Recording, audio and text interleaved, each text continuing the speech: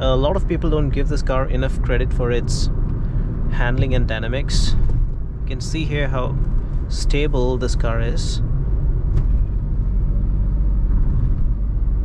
Last year, Autocar tested Fronx on the track, and they did it back to back with the i20 N-Line, and Fronx was just 1 second slower than i20 N-Line on the track. I think it was done at Curry Motor Speedway in Coimbatore.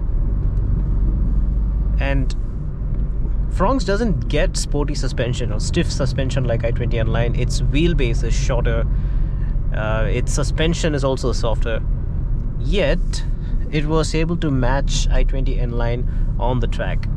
And surprisingly, despite making less power and torque, Fronx had a higher top speed on the straight line. So i20 N-Line clocked 137 and I think Fronx did 140.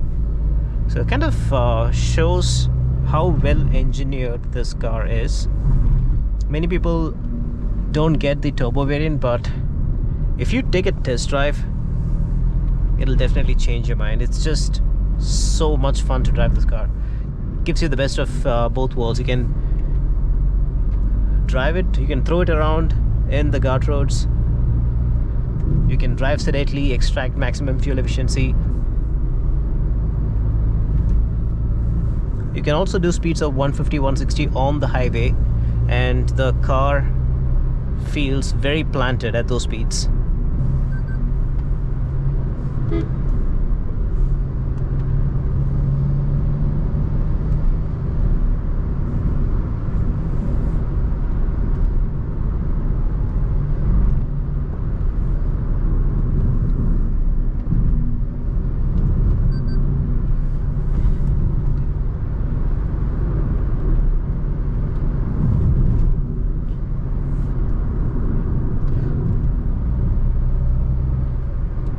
Last week I drove Sonet on the same route, and I must say this definitely feels a lot more stable.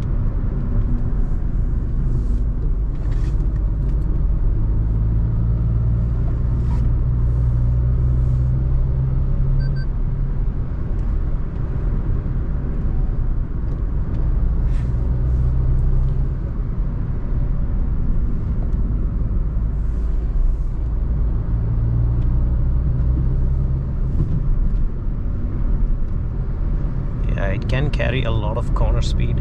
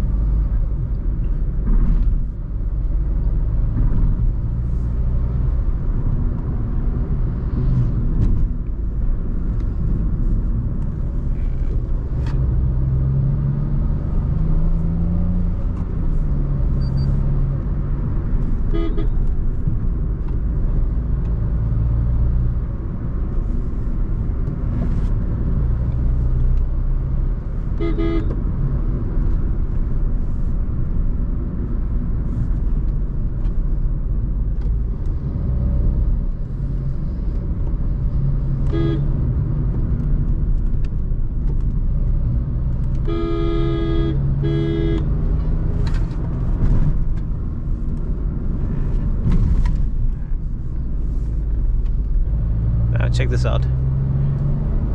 There's the battery assisting the engine.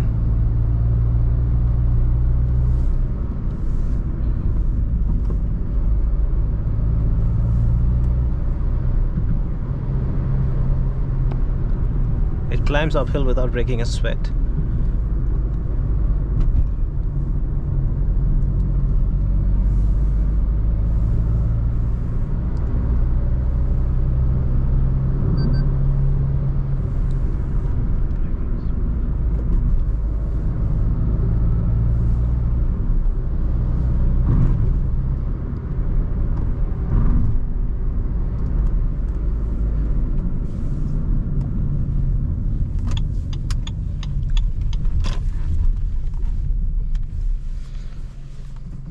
All right,